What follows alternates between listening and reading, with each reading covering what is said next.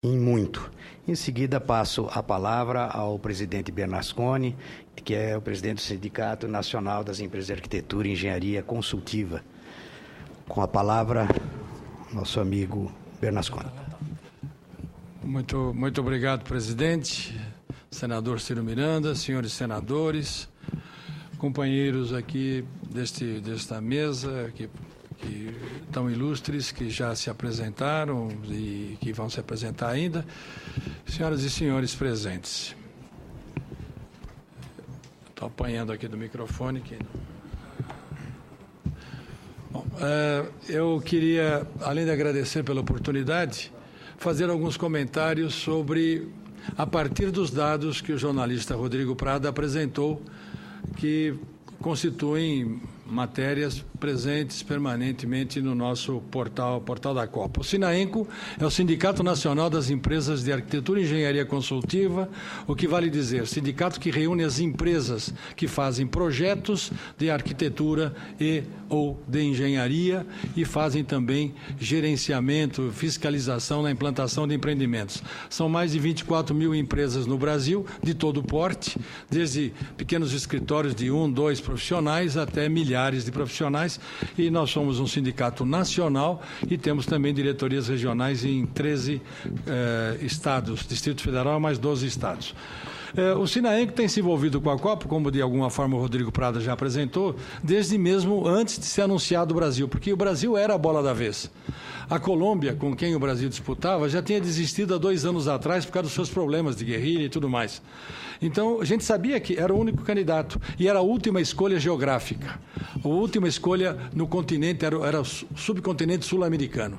A partir daí, a FIFA escolhe em função de outras conveniências, já que a Copa do Mundo e o futebol são provavelmente dos maiores business do mundo, além de ser o maior evento mediático do planeta.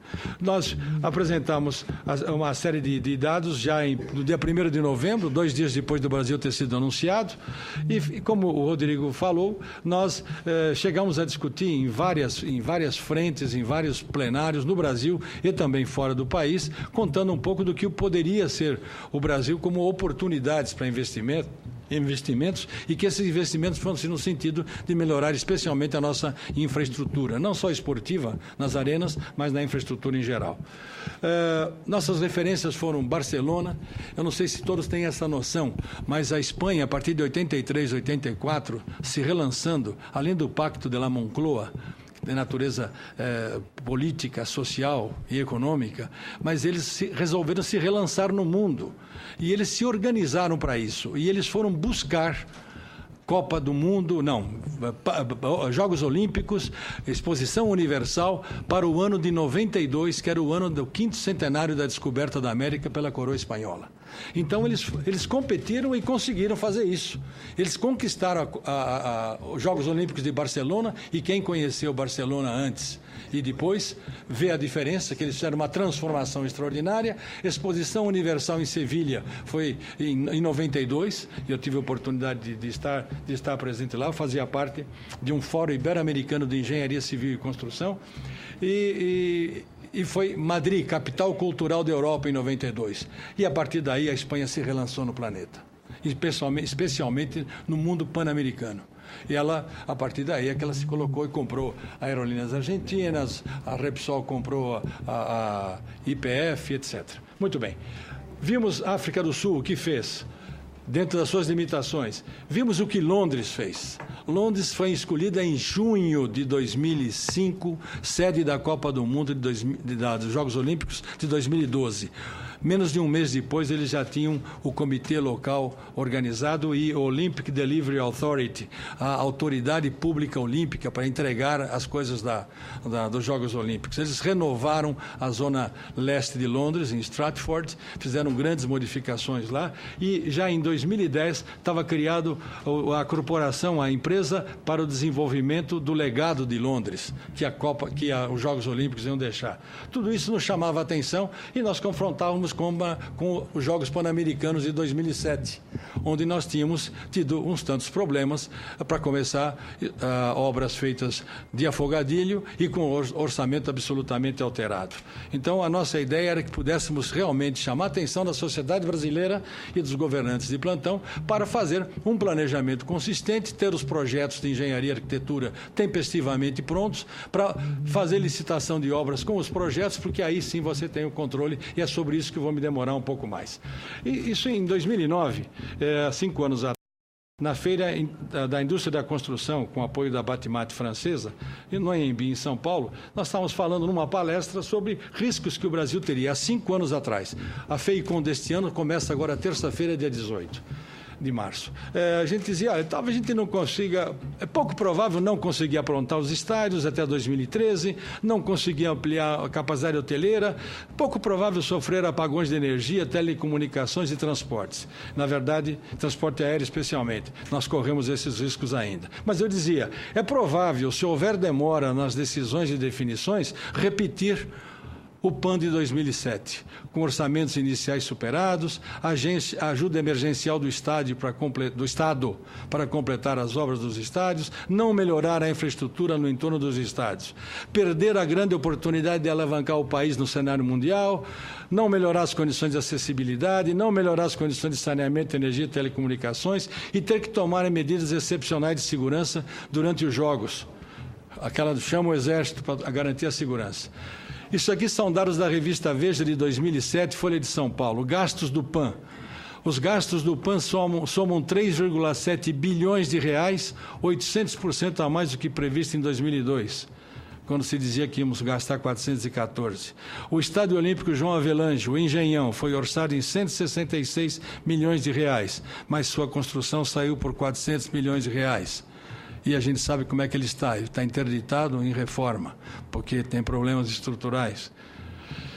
Então, uma outra coisa, numa outra palestra em 2010, falava sobre uma grande oportunidade, o maior evento midiático do planeta, é uma enorme chance de usarmos como vitrine. E o Brasil podia desenvolver suas marcas, nós não temos marcas nacionais grandes, fortes.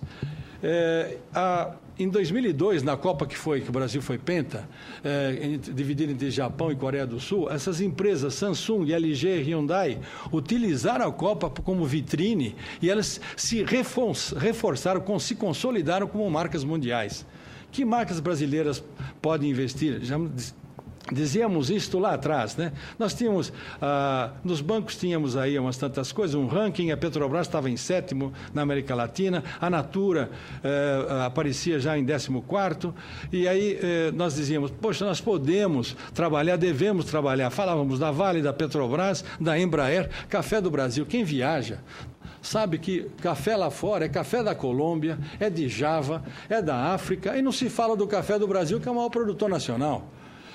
Mundial. Então, nós não estamos aproveitando a oportunidade para criar marcas brasileiras. Já passou esse tempo, para a Copa já não dá mais tempo. Mas o etanol do Brasil, que inclusive está comprometido pelos preços irrealistas praticados pela Petrobras com relação à gasolina. Então, a gente chamava atenção, tem tanta coisa para falar. Natura como marca mundial de cosméticos com ingredientes naturais, frutas e sucos naturais do Brasil, os sabores do Brasil, a música do Brasil, o sorriso brasileiro, o tudo bem.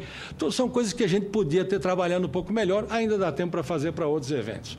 O que foram as ações governamentais? Em janeiro de 2010, o presidente Lula definiu a matriz de responsabilidade, que foi revista algumas vezes, sancionou o RDC para acelerar os processos de contratação para a Copa de 2014 e também Jogos Olímpicos, aí estendeu para o PAC, depois Educação, agora para os presídios, em função do que aconteceu lá nos presídios do Maranhão.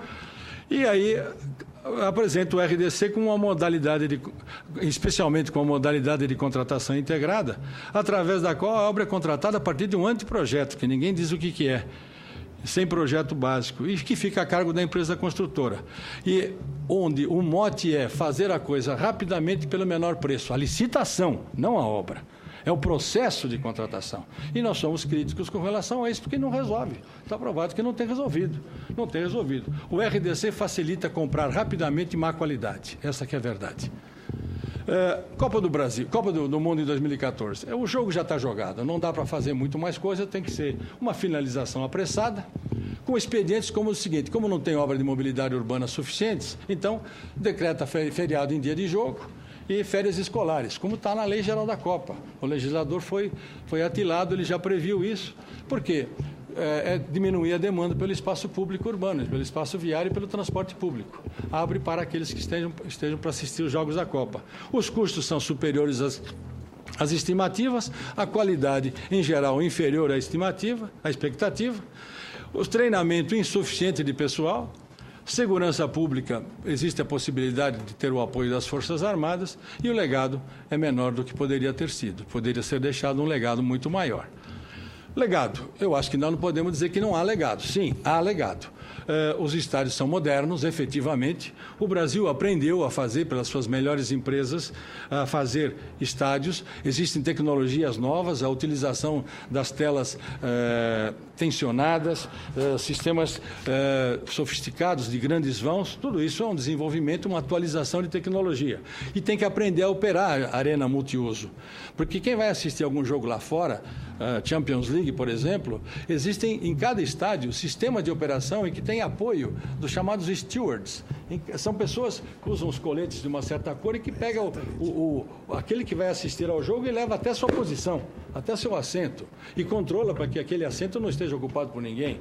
Ele não é um homem da segurança, mas ele é um assessor administrativo e operacional do evento. Nós temos que treinar pessoas. Não vai dar tempo e nós vamos, sem contar que de vez em quando não tem água, não tem papel, aquelas coisas que aconteceram nas inaugurações, o que é próprio de alguma coisa feita acabada às pressas. É natural. Se tivéssemos começado antes, não teríamos essa correria toda. Obras de infraestrutura teremos sim, algumas delas não ficarão para a Copa, mas terão sido motivadas pela Copa, então dá para dizer que é um legado que vem da Copa. Pena que não fica tudo pronto até a Copa. E a força didática da experiência, aprender com os erros. E aí, presidente, eu acho que é onde nós temos o grande trabalho a fazer. Se me permitir, eu queria aqui, porque eu acho que essa é a coisa fundamental. Como evitar a repetição dos mesmos erros? E eu acho que aí reside a coisa. Não adianta. Aconteceu no PAN, aconteceu lá atrás, como diz o nosso colega aqui, doutor Rafael, que não é diferente de outras obras públicas no Brasil, mas nós vamos continuar repetindo as mesmas coisas?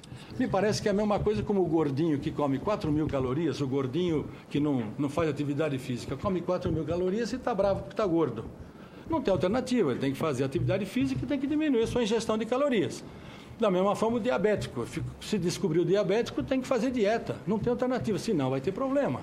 Então, onde está o problema? O fulcro do problema. O fulcro do problema é o seguinte: tem que romper o círculo vicioso através de planejamento, projetos completos de engenharia, licitar obras com o projeto completo de engenharia na mão, e estabelecer rotinas de gerenciamento de obras, controlando efetivamente as obras. Aqui que está o problema. Planejar é igual a pensar antes. Quem pensa antes executa melhor. E os bons projetos de engenharia, e eu quero falar um pouco disso, porque projeto é um animal, é um bicho que não é bem conhecido. Se fala, não, falta de qualidade de projeto, não tem projeto feito, não tem bons engenheiros no Brasil. O problema é que você tem que dar condições para fazer um bom projeto, seja brasileiro ou seja estrangeiro. Prazos adequados e remuneração adequada. Não tem alternativa. É uma produção intelectual, a partir de dados do paciente. É que nem um médico, você exigir que o médico faça uma cirurgia de abdômen sem ele conhecer o que o paciente tem. O médico faz anamnese, o médico manda fazer um monte de exames, ver se é hipertenso, se é diabético, exame de sangue, exame de urina, exame disso, imagens, diagnóstico por imagens, para ele poder identificar qual é o problema. Aí ele vai pôr a mão no paciente. A não ser que seja uma urgência, um politraumatizado que vem de um acidente. Politraumatizado que vai para a mesa de cirurgia é a mesma coisa que um acidente. Rodou um barranco aí, levou não sei quantas casas, tem que entrar em caráter de emergência. Mas o que é possível planejar, pensar antes, tem que ser feito assim. E a obra pública, mais do que nunca, porque é a utilização de dinheiro público. Então, informações essenciais é para falar um pouco desse bicho, projeto de engenharia, além de arquitetura. Mas é o projeto de engenharia que permite efetivamente a construção. Posso seguir? Obrigado. É o seguinte, existem Da mesma forma que o médico tem que conhecer o paciente, o projeto de engenharia tem que conhecer o sítio de intervenção. Sem o que vai dar problema, obrigatoriamente lá na frente. Pode ter certeza que dá. O que é isso? Tem que conhecer o sítio, topografia, como é que é o relevo do terreno. Precisa fazer levantamento cadastral para ver que eventualmente identificar se existem propriedades que depois vão ter que ser desapropriadas. Se não fizer isso, a obra vai bater lá na frente, alguém judicializa a desapropriação para a obra. O levantamento ambiental, as espécies vegetais, espécies animais, você tem que cadastrar tudo isso. Social, se tem gente morando ou tem invasão, arqueológico, tem um sambaqui, tem alguma coisa que tem interesse histórico, antropológico. Se for urbano, tem que cadastrar as redes de utilidade de água, esgoto, redes pluviais, energia, gás. Uma obra do Rodoanel de São Paulo quase explodiu Osasco, porque na cravação de uma estaca ameaçou romper um tubo de gás. Foi Deus nos acuda, emergência, bombeiros segurando aquilo, porque pudesse ser uma tragédia nacional. Estudos e ensaios geotécnicos, sondagens, caracterização física do subsolo. Se for uma estrada, definição do que tem ao longo da obra. Porque, de repente, você descobrir durante a obra que tem um solo mole ou que deu rocha, os custos mudam brutalmente e não pode... Preciso de um aditivo porque, olha que surpresinha, eu vou ter que buscar a terra a 150 quilômetros ou vou ter que jogar essa rocha explodida, vou ter que jogar daqui a 50 quilômetros. Tudo isso encarece e retarda o processo. Então, aqui está um esquemazinho para dizer o seguinte: enquanto alguém está pensando, vamos fazer uma estrada, vamos fazer uma usina hidrelétrica, vamos fazer uma linha de metrô, começam os estudos e concepção inicial. Ao mesmo tempo, se começa a fazer a caracterização física do sítio, vão fazendo os ensaios de campo, os levantamentos. E o projeto vai continuando. Os dados vão chegando cada vez com mais detalhe, a partir de um certo momento se conhece tudo do sítio de intervenção e aí vai se complementando o projeto executivo. Ele demanda um tempo para isso. Acontece que o legislador, pela 8666, a lei de 93, diz o seguinte: olha, aproveitando o que já existia no Decreto-Lei 2300, vamos fazer, para não atrasar demais a licitação de obra, vamos permitir que a obra seja licitada com uma coisa chamada projeto básico. É algo que não é o projeto, não está pronto ainda, mas ele já reúne suficientes informações para poder instruir a licitação. Enquanto a licitação de obra segue adiante, se completa o projeto de engenharia, ele fica completo, quando for construir, já está com o projeto pronto na mão. Muito bem. Uma resolução do Conselho Federal de Engenharia e Agronomia de 91, diz que é mais ou menos com aproximação de 15%, para definir um pouco os limites da coisa. Acontece que a distorção que se pratica hoje é o seguinte: se faz com projeto básico, mas você tira esse bolo muito antes do forno. Ele não está pronto ainda. Às vezes você tira um projeto básico aqui, ainda que não tem nem caracterização física do sítio completo. E aí o que vai acontecer, e muitas vezes se faz isso conscientemente, lamentavelmente, faz um basicão, ou faz um basiquinho, faz um traçadão dessa estrada e põe a licitação na rua, porque tem que começar a obra logo, temos que licitar. Então, essa urgência do prazo político, que a gente compreende que ela é real, mas não tem uma solução para isso. Ou a gente faz as coisas, a gente ganha um tempo para começar a fazer as coisas de maneira certa, ou vamos eternamente continuar a reclamar de que as obras demoram muito, se gasta muito mais dinheiro do que previsto. Então, a premissa é: você precisa, quem não sabe o que está comprando, compra mal, paga duas vezes. Então, você precisa fazer com planejamento, e para fazer obra pública tem que saber o que fazer e como vai fazer. Então, planejamento, o projeto, ele que define o empreendimento, e o gerenciamento faz o controle. Então, os parlamentares, os senhores senadores, conhecem muito bem a lei 8666. Então, eu quero dizer o seguinte aqui, é que o projeto básico, chamar a atenção, ele é um projeto ainda incompleto. Ele não está pronto para construir. Então, ele serve para dar uma orientação bastante razoável, com relação, se fosse seguido o que a 8666, no seu artigo 6º e 6 alíneas, definem. Mas acontece que ele não é seguido. Ele resulta, esse projeto básico, de uma linha de corte antecipada. Os desenhos especificações completas só vem com o projeto completo. Então, recordando, projeto básico, você tira ele aqui antes de estar completamente pronto. Ele dá uma boa referência, mas não dá para construir com ele. Então, tá indo agora. Não estou conseguindo... Desligou? Será que é a bateria?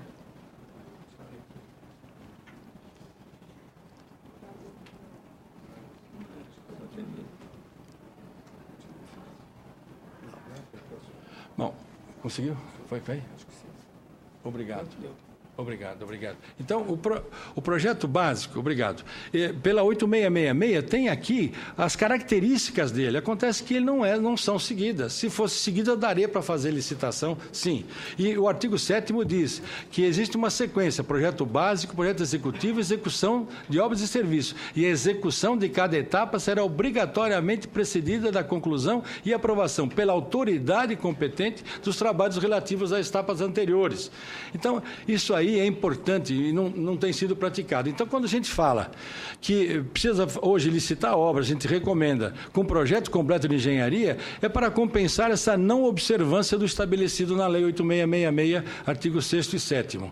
Então, só para recordar, é essa prática inadequada de trabalhar com projeto básico insuficiente. E aí se fala que a obra não deu certo, custou mais caro porque o projeto era de má qualidade. Então, entender um pouco a natureza desse bicho, desse animal, projeto de engenharia. Ele define o produto final. Acontece que você contrata o projeto e ele vai ser criado, você vai entregar alguma coisa depois. Você contrata antes por uma produção intelectual que vai ser entregue lá para frente. É como contratar um roteiro de um filme ou uma feitura de um quadro, etc. E é isso importante, olha. O projeto de engenharia contém o DNA, o genoma de qualquer empreendimento, seja público ou privado. Se alguém quiser fazer reforma da sua cozinha sem ter um projeto e contratar alguém na esquina, o pintor amigo, filho do sobrinho, não sei quem, você vai ter um desastre, porque vai custar mais caro, não vai ficar o que você queria. Posso seguir um pouquinho mais? Então o genoma é fundamental. Então, o projeto de engenharia, ele define o objeto, ele define a durabilidade da obra, ele define os quantitativos de materiais e serviços, ele remaneja as redes de utilidade, o custo e prazo de execução fica definido, pedido de licenciamento ambiental e processo de desapropriação decorrem do projeto, então não dá surpresa depois durante a execução da obra, avalia-se o risco, dá para contratar seguro da obra e permite fazer o controle e execução. O gerenciamento faz isso. O custo do projeto de engenharia, se fala aqui que ele é praticado no exterior, 5% do custo da obra. A corretagem de um imóvel é 6% do preço de venda. O preço do projeto é 5% do custo do empreendimento. Só que não está sendo praticado isso. Existem licitações do DENIT em que o projeto está sendo contratado por 1%, 1,5% do custo da obra. Depois reclama da qualidade do projeto. Então, não tenho nada contra o ganho dos corretores de imóvel, mas o projeto está muito desvalorizado. Então, esta é uma coisa fundamental e responde um pouco ao que o doutor Rafael coloca. Licitação e contratação de serviços de engenharia é uma compra técnica. Compra técnica exige saber técnico. Se não souber comprar, não tiver competência, não vai conseguir comprar adequadamente. São serviços técnicos especializados de natureza predominantemente intelectual.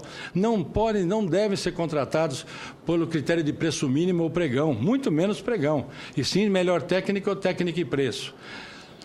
Eliminar a prática perniciosa de usar menor preço pregão eletrônico, valorizar o princípio da qualidade, e tem um decreto do governador Goldman, ao final do seu período no governo de São Paulo, em que ele define isso por um decreto que os serviços de natureza de engenharia e arquitetura serão contratados por melhor técnica e preço e serão excluídos da contratação por modalidade pregão.